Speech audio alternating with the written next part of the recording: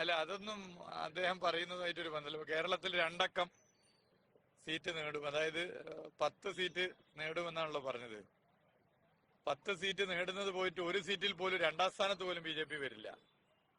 രാജ്യത്താണെങ്കിൽ വിലക്കയറ്റം, തൊഴിലില്ലായ്മ, ദാരിദ്ര്യം, പട്ടിണി, ഇലക്ട്രോൾ ബോണ്ട് പോലുള്ള അഴിമതി, ഭരണഘടനാ വിരുദ്ധ നിലപാടുകൾ, ഇത് ചർച്ച ചെയ്യപ്പെട്ട് കഴിഞ്ഞാൽ BJPയുടെ സ്ഥിതി ദയനീയമാവും എന്നുള്ളതാണ് പൊതുവെ കാണാൻ പറ്റുന്നത്. അല്ല, കോഴിക്കോട് ഇത്തവണ വേളമരം കരിയും വിജയിക്കും.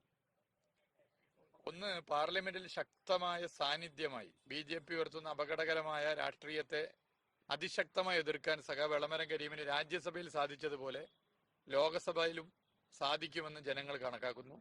അതോടൊപ്പം പൊതുവെ നമ്മൾ മനസ്സിലാക്കേണ്ടത് ഭരണകക്ഷിക്ക് അനുകൂലമായ ഒരു MP വേണം, എന്നാലേ വികസനം നടക്കൂ. കേരളത്തിന് അർഹതപ്പെട്ടത് പോലും നൽകാതിരിക്കുന്ന സമീപനമാണ് പൊതുവെ സ്വീകരിക്കുന്നത് കണക്കാക്കുന്നത്.